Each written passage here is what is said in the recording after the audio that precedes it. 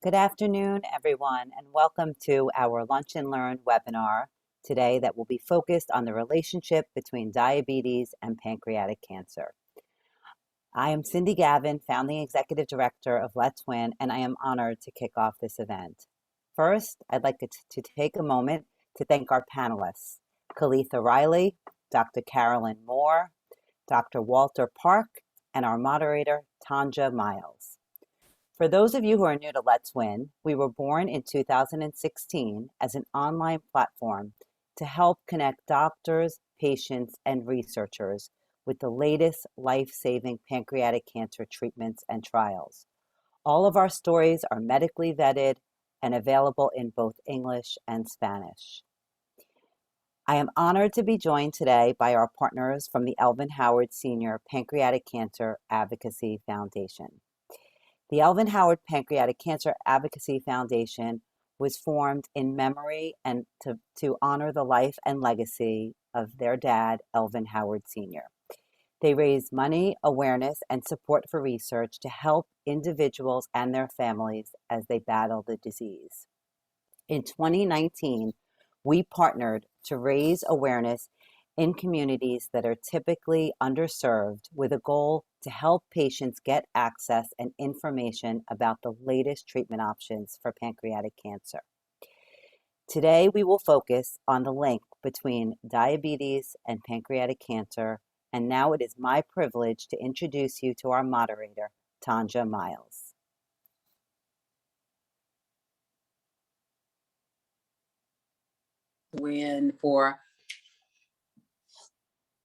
Thank you so much for allowing us to be a part of this, and you guys are on this amazing journey to wellness and education. This is going to be a great time. Thank you so much for the Elvin Howard Foundation for the work that you do, not only in our local community, but across the country, and we really appreciate that. Pancreatic cancer seems to be everywhere. This disease has taken the lives of a lot of prominent Americans and Canadians, including John Lewis, the real RBG, as we call her, and Alex Trebek. And for me personally, I know friends and family who have died, due to pancreatic cancer. So this affects us all. It does not discriminate. Some basic facts about this disease is that the occurrence of pancreatic cancer it's increasing. According to the latest stats, about 60,000 people are diagnosed with pancreatic cancer each year in the U.S. The overall occurrence rate is 12.9%, but it is 15.7% for Black Americans. The 5-year survival rate is about 11%. I want to say that again. The 5-year survival rate is about 11%. Most people who are diagnosed at a later stage of the disease, and that's how it is. Most people, talking to a family member just this weekend and looking like they're at stage 4 now that they've caught it. The most effective treatment is surgical removal, but also diagnosed, there is very often too little for surgery. And there's no easy way to screen for pancreatic cancer. Diabetes is much more common than pancreatic cancer. For this reason, we're still not clear. People who have type 2 diabetes for many years are at modestly high risk for pancreatic cancer. But for about 1% of people newly diagnosed with diabetes, it is a symptom for pancreatic cancer. It is important to recognize these symptoms early because pancreatic cancer is more treatable at an early stage. That's hopeful. Today, we're going to learn more about diabetes and pancreatic cancer, the connection it is. And we have some amazing experts that are going to share with you. To learn more about pancreatic cancer and diabetes, we have with us today Dr. Cook. We have with us Dr. Park, and we have with us Coletha Riley. These amazing trailblazers, if you will, are doing some amazing work around this much needed topic. So we're so glad to have you guys with us today. We know you're busy, but the fact that you took time out to educate people and just to bring awareness on behalf of all of us, thank you so much. So let's go ahead and get into some questions. And I'd like to start with Dr. Park. Let's discuss some information about diabetes and pancreatic cancer. So here's my first question. Why is diabetes sometimes a symptom of pancreatic cancer? And I'll give that question over to you, Dr. Park. Yeah, thank you, Tonja. And thank you to Let's Win and Elvin Howard Sr. Advocacy Foundation for allowing me to be a part of this event. I'm very excited and thrilled to be invited and to be a part of this educational webinar. To answer that question, I think we have to go back a little bit into time about diabetes and the pancreas. Historically, when we think about pancreatic diseases, for a variety of reasons, the medical system has somewhat divided the thought process of managing the pancreas in two different disciplines. One, the focus of diabetes and hormones, which is one of the major functions of what the pancreas does. It secretes hormones into your blood that helps you digest your food, regulates your sugars in your blood. But there's the other component of what the pancreas does, and that's secrete out this liquid that's a detergent that really helps you digest your food, up to 2 liters a day when you eat. And that's called the exocrine side. And the reason why this technicality kind of matters is because the cancer is thought to originate from the cells on the exocrine side. And so in many ways, we've kind of divided these as 2 different disciplines. And so we really shouldn't be surprised, however, that diabetes and pancreatic cancer, because they are part of the same organ, actually have some type of, should in some way be connected. We've known for a while that people who have diabetes, regardless of type 1 or type 2, are at a higher risk of developing pancreas cancer. And it's not clear exactly why. This is really born out of what we call epidemiology data, where we look at people with diabetes and we look at people without diabetes, and we track and see that those who have diabetes have a slightly higher risk of developing pancreas cancer. There are some thoughts behind that, where in some studies of people who've had diabetes for many, many years, at autopsy, when they passed away, when they look at their pancreas, it turns out that the diabetes might increase the amount of scar tissue that builds up in the pancreas. And some have thought that perhaps that might be somehow associated with inflammation, which we know can be linked to cancer.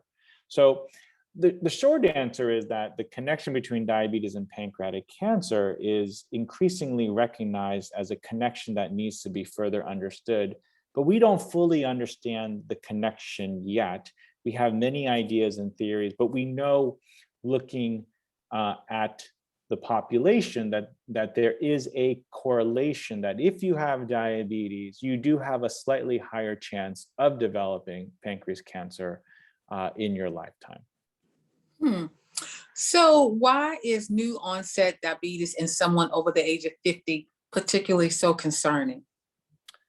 Yeah, so extending that thought that there's probably some kind of connection, or having diabetes is a risk factor, some investigators have thought that, started wondering whether the development of diabetes over time could be a sign of pancreatic cancer. And some of the leading work was done by a colleague of mine, Suresh Chari, who was a professor at the time at the Mayo Clinic and now is at MD Anderson Cancer Center, who basically had this theory that maybe this could be a warning sign, and started to do some nice epidemiology data showing that people who develop diabetes over the age of 50, now the vast majority of those people have type 2 diabetes, consistent with the epidemic of diabetes in America.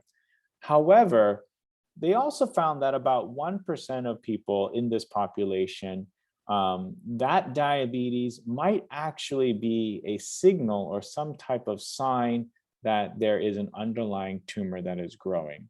And that, although sounds like a very small number, has really piqued the interest of many researchers, because that does begin to give us a potential screening tool to identify earlier pancreatic cancer in the general population.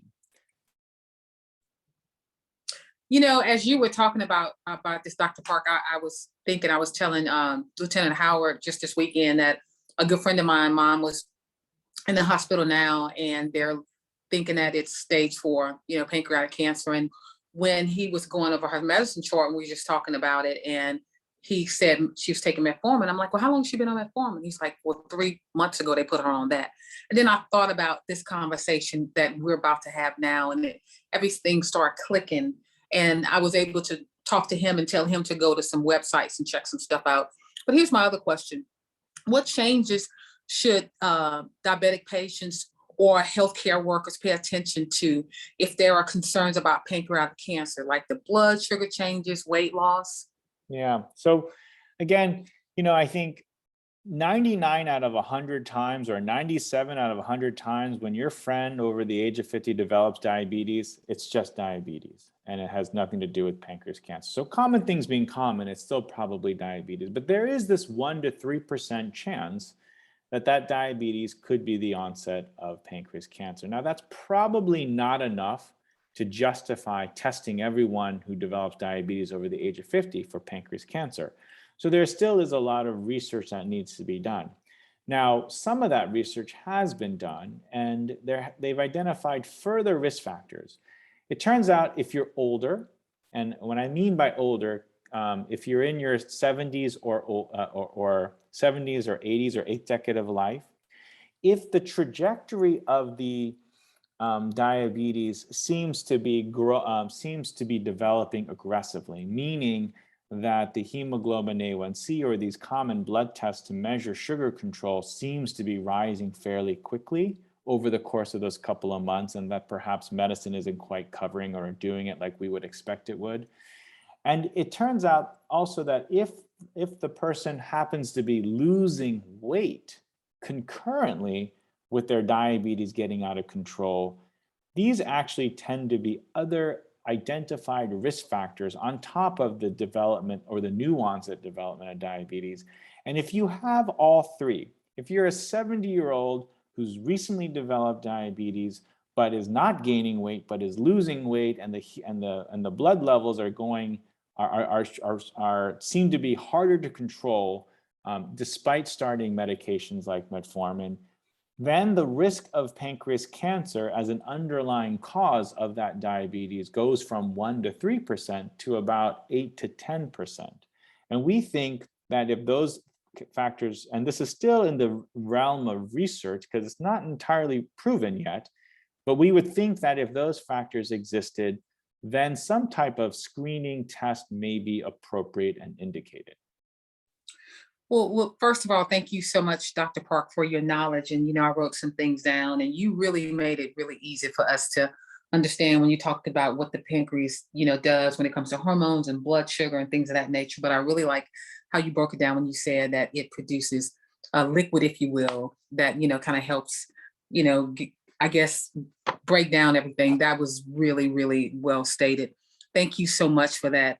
Next, I have a question for you, Dr. Moore.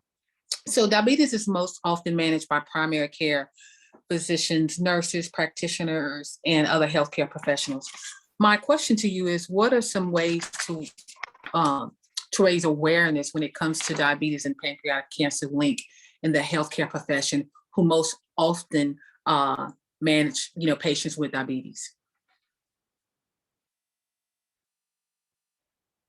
This is a subject near and dear to my heart. After listening to some of the statistics, I think raise awareness would be creating a healthcare provider and patient relationship. Number one, you want to trust your healthcare provider and have an open line of communication. So if you have a doctor who you don't feel comfortable, or NP who you don't feel comfortable with, PA, etc., you should be looking for someone else. You need to be able to communicate and be comfortable doing so. Secondly, I think your doctor needs to know your past family medical history and your current medical history. So establishing care will allow them to have both these things on file, and they can take better care of you as it relates to diabetes. My other point is, be sure to as a provider to stress the importance of keeping appointments so you can get your lab work on time, get your medications on time. Some of those labs will guide the practitioner into ordering more extensive tests that may show an early sign of pancreatic disease or pancreatic cancer. I've had people to catch it very early, stage 2, I would consider early, because most are caught very late without much to do. And that's by, listening to your body, figuring out if you see you're losing weight, your appetite has changed, because pancreatic cancer mimics so many other disorders. Just listen and be careful with that and explain to them, remember, my mom has cancer. Remember, I've been diabetic for 16 years. And personally speaking, I am a diabetic of 16 years. My mother was a diabetic of 30 years. And when she found out she had pancreatic cancer, it was stage 4 with metastatic disease to her liver and stomach. So there wasn't much hope for her. And she lasted about, didn't even last 3 months. So awareness is going to be paying attention to your body, keeping the relationship open with your practitioner. And if it's not open, you're not with the right person. You have to trust and communicate with your physician in order to help the awareness across the board. That makes sense. Yeah, it does. And you kind of answered all the questions that I had in one swoop, which was great. But I have something else to add to that. You said, about it's important to know your history. And we need to have these conversations more with our loved ones. We talk about maybe how grandma died or this or that, but really being intentional about having conversations about the history and things like that. I think that will really go over well in the long run, particularly when there's diabetes that, that's in a family. So having this conversation, I think will also help to reduce the stigma, because when most people think of pancreatic cancer, they automatically think of that's a wrap. Correct. They think it's the end of the world, but like I said, it mimics so many things. And if you're losing weight, nausea, vomiting, abdominal pain, you're thinking, I want a GI. Well, if GI examines you, they may do a scope, don't see anything. You're still having concerns. Well, they can go further. They can document and go further with testing and possibly pick it up. In my mom's case, she was hospitalized for 3-4 weeks. They scanned her abdomen, didn't see anything. 2 weeks later, they happened to see it. But she'd been in the hospital for months. They happened to see it, and then it was too aggressive to treat. Yeah, that makes sense. Yeah, I tell you now, thank you so much, for sharing your personal journey and your story. And I do believe that, awareness is key. And that's why the foundation is big about having spaces and places like this. And I guess my last question to you is to let people know that it's okay to advocate for yourself. I think a lot of times, when we're in with our healthcare professional, we don't like ask questions because we think that might offend them or stuff like that. But it's okay to advocate for yourself and your loved one when it comes to any kind of healthcare, challenge, particularly when of this one. Encourage people to do that. It's okay to ask questions. It's okay to do your research. Absolutely. And I tell them all the time, if you don't feel comfortable asking questions, that may not be the provider for you. And I know sometimes the insurance you have limits your ability to go see someone else, but I always encourage them to keep looking, try to refer them out to someone who does take their insurance and who's willing to listen and talk, especially if you know your history and how vulnerable you are to other healthcare problems. We're talking about pancreatic cancer and diabetes today, but there's so many other things that you are faced with. So there are 3 types of cancer that I have to watch in my family because it's serious. Yeah, that's good. Thank you so much, Dr. Moore, really. And thank you for just the work that you do. And thank you for just you really sharing your personal journey with us. Thank you for having me. Oh, you're very, very, very welcome. Coletha Riley, thank you so much for the work that you do. And let's just get into these questions because, I'm just really excited to hear what you have to say.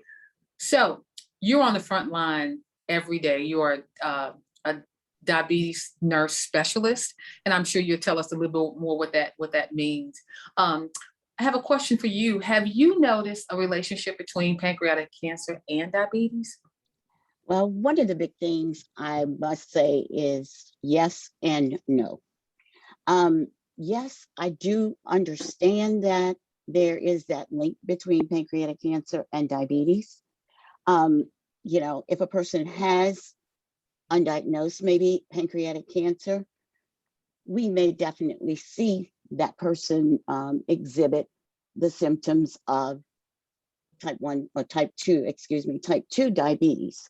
So that's a big thing I definitely know. Pancreatic cancer can be, you know, that sign of new onset diabetes. But there's such a big difference in the number of people diagnosed each year with new onset diabetes. So I think the big issue is, how do we distinguish the two? Okay. Now, on my no question, on my no answer, actually, I've not seen any of my patients actually that were new onset diabetes diagnosed with pancreatic cancer. I've been a diabetes nurse educator actually for 26 years now. And I've seen quite a few of those same patients for quite a while. I think the big issue here and the big thing that we need to do, we need to talk to our patients. One of the things that Dr. Moore was saying, our patients need to be aware that they have to share everything with us. When we educate on diabetes, we want to know exactly what's going on with you. So we got to get that great history. They have to be detailed in telling us exactly what's going on in their lives. Okay. Like you said, one of the things you were saying on here, if a person has a high A1C, they're on metformin, but are we getting that history of what's causing that high A1C? Are they sharing that with us? Are they feeling comfortable enough to tell us, you know, well, at night, I'm eating a bowl of ice cream, I'm doing this, I'm doing that. We have to hear all those things. They also have to be aware, like she said, be aware of your body. They have to, I tell them, I say, please make notes of the feelings that you're having. You know, what symptoms are you having? How many times, I know I've gone to the doctor and I've left and I forgot to say something. Keep a notepad, make notes of symptoms that you're having and how many times, how frequent is this happening? So they want to definitely be aware of what's going on in their body. So let me ask you this. So if a person who is, you know, just recently diagnosed with diabetes, when they're talking to their healthcare professional, would one of those questions be eventually, you know, can you also maybe, you know, test me or for pancreatic cancer? I mean, does that make sense? Is that a question that they should? I don't think that that would be a question that they would actually ask unless they feel that they're having those symptoms. And I think if the provider is doing a good history and pick up on it, I think patients have to be very persistent sometimes too, to say this is actually happening. And that's what I always say. Be an advocate for yourself. Let us know if we have to help you, if we have to help you get that point across. Okay, but they have to say, I say, go in and say, look, my A1C is still high.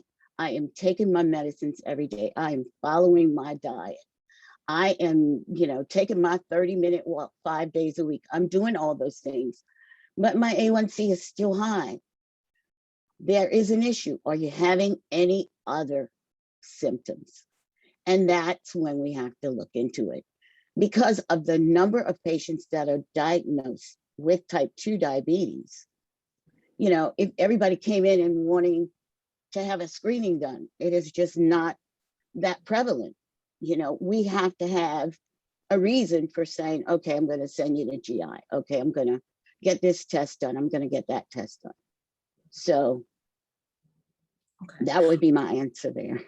Okay, thank you for that. My last question to you, although pancreatic cancer is relatively rare, it's important to be aware of the possibility for some people with diabetes.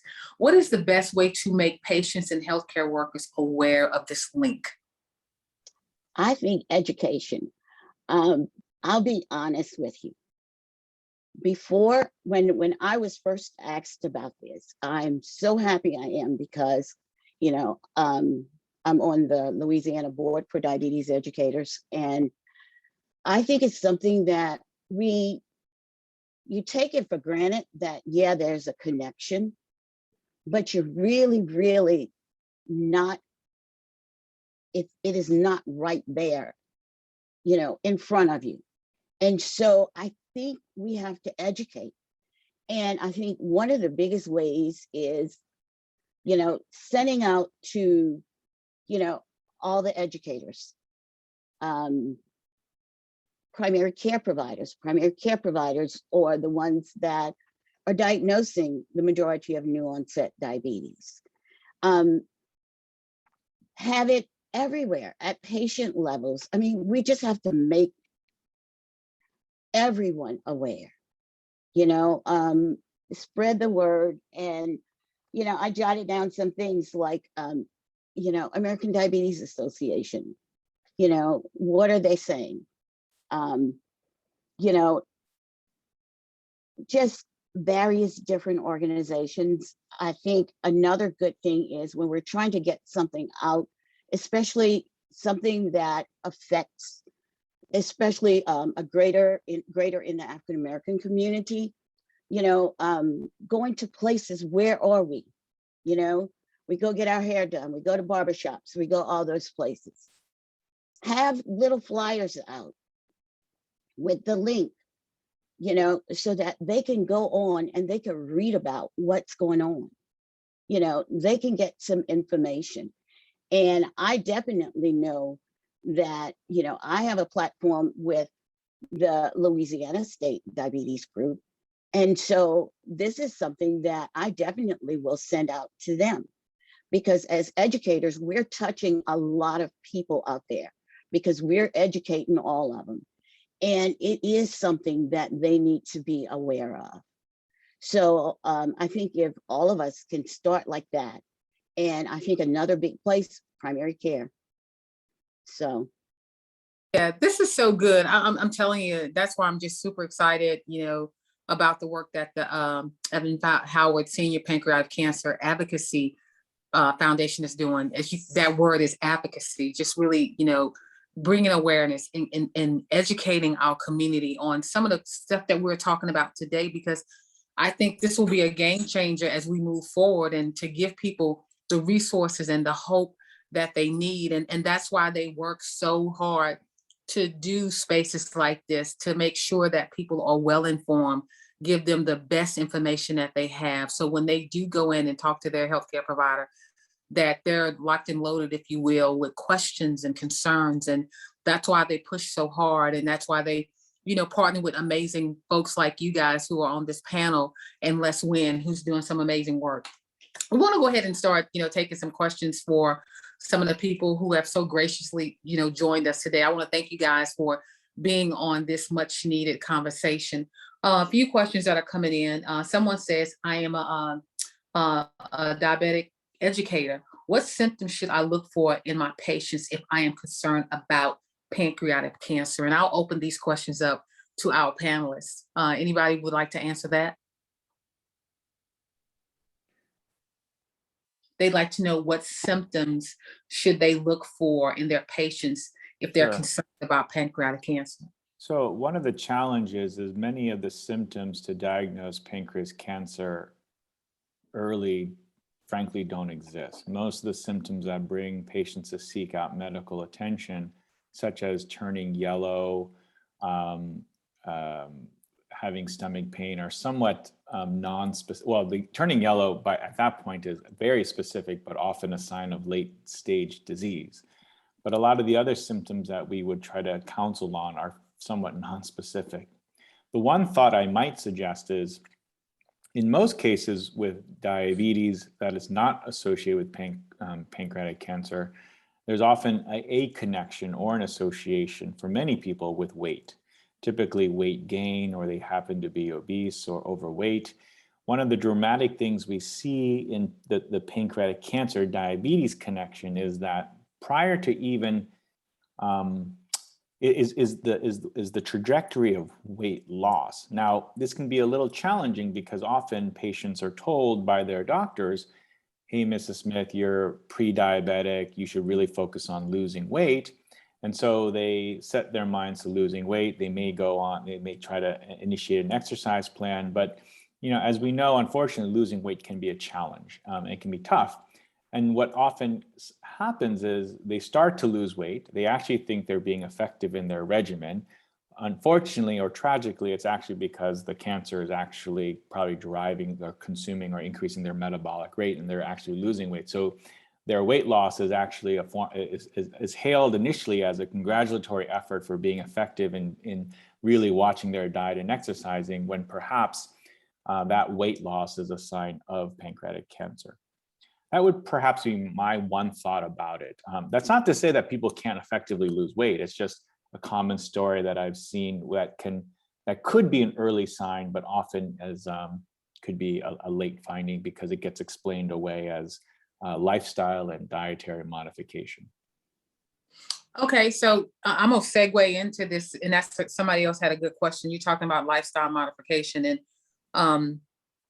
I heard someone say that when a person who's African American come in, the first thing that healthcare doctors will look at and say, "Oh, you're overweight, you're Black, and your eating habits and things of that nature," and automatically, that's a problem for me. But what I want to know, and someone else is asking, is that we said earlier, and thank you guys for bringing this back up, the overall occurrence rate is 12.9, but it is 15.7 for African Americans. Why is that? I think a lack of resources, lack of healthcare resources. Yeah, I would say healthcare Vulnerable resources, populations. education, and access. Yeah. Access to healthcare. That's one of the biggest things that I think contributes to that. Just as it contributes to diabetes and hypertension and the other things that we're more advanced with percentage-wise in. I will say that while it's really important to focus on diabetes as a risk factor for pancreas cancer, we should use this as an opportunity to remind our patients that cigarette smoking is a significant risk factor for pancreas cancer. And if you have a family history or you're interested in trying to minimize your risk of pancreas cancer, you frankly need to stop smoking or working with people to help you stop smoking. Obesity and physical inactivity is also an established risk factor for pancreas cancer. And finally, what often gets underappreciated is the Western diet. Unfortunately, fast food, red meats, high intake of saturated fat is strongly associated with pancreatic cancer. So while diabetes is the focus of today's webinar, frankly, those other factors, cigarette smoking, high fatty foods, fast food, obesity, physical inactivity are equal contributors. So when you're having a conversation about pancreatic cancer prevention, it's remiss to just focus on diabetes. We really have to tackle the other environmental factors that are within the control of our patients' lives. They can't control what family they're born in, but they can control whether they eat Kentucky Fried Chicken, McDonald's, In-N-Out, any of the fast food chain. They can control to a certain extent, how they choose to be active and whether they smoke. Thank you for that. We have another question. Someone asked, for a person who is diagnosed with diabetes over the age of 50, who would have a CA19 be a good and extensive clinical marker for providing screening? So if they're over 50, they have a CA of 19. So I think the question is about the value of the CA19-9 blood test, which is a cancer antigen test. It is a test that has been, that is actually quite good for diagnosing pancreas cancer. It is not recommended as a screening test to date because as good as it is, it's not good enough to be used in the population. let me step back and try to explain. The lifetime risk of pancreas cancer is about 1.5%. And if we were to give everyone that blood test, while we might find some early pancreatic cancers, we will, for every 100 patients who we say, Mrs. Smith, we did this blood test, we found that you had pancreas cancer, there will be 1,000 patients who the CA19-9 will be elevated. And they will now have sleepless nights, and they will undergo significant amount of testing when in truth, they never had pancreas cancer. So the test is good, but it's not considered good enough. And it's thought from a population level that the unintended consequence of doing that test is that there are going to be a lot more unintended damage than benefit. I can speak from my own experience as a tertiary clinic physician. One of the most common referrals I get is a patient who had a CA19-9 tested for good intention, because maybe they wanted to get screened for pancreas cancer. The upper limit of normal is 35. They get a test result that's 45 or 50. So their primary care doctor orders a CT scan, but their CT scan is normal. Does that really address the anxiety? No, the patient continues to have sleepless nights. We continue to embark on other testing. And finally, I have to tell the patient, that test is far from perfect. And unfortunately, it gave you more anxiety than actually helped find an early cancer. Now, that's not to say that the test needs to be thrown out. We're just trying to figure out how and when to use it. Now, should we use it in patients who are over the age of 50, who have diabetes, and should they now be tested for a CA19? I think that's the crux of the question. The short answer is we don't know yet. It's actually it's an area of active research. Now, I can tell you that in the community, it's definitely already happening as we're disseminating this knowledge today, and people are saying, well, let's just go ahead and do it. But we don't really know if at a population level, the test will help us or hurt us. It's an area of active research that the NIH is funding. We're fortunate enough to be a site, and we're doing these types of tests to figure out whether this is what we should do. There are other blood tests that are on the horizon that may be more promising. One is already commercially available, but not quite available in all the states, and the insurance doesn't cover it yet, and it costs $900. So there is some hope on the horizon for better blood tests. We have so many great questions coming in. Here's another one. Is there any information in the literature that has identified the time period between the onset of type 2 diabetes and receiving a diagnosis of pancreatic cancer? I don't know the answer off the top of my head, but it's actually a long period. As I said, the risk of type 2 diabetes leading to pancreas cancer is slightly higher compared to someone who doesn't.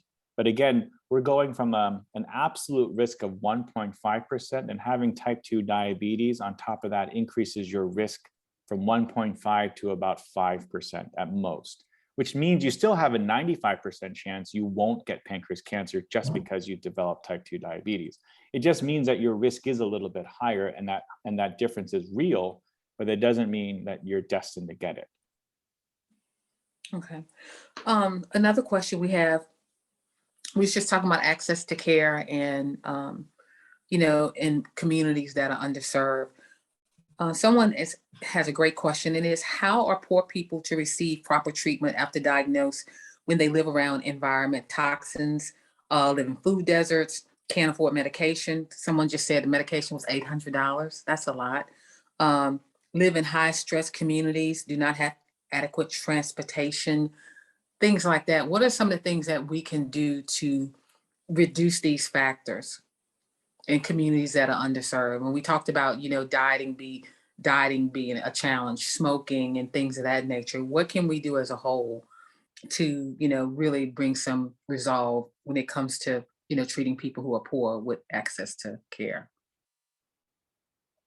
And that's a question for any of my panelists. Well, I think one thing is community clinics.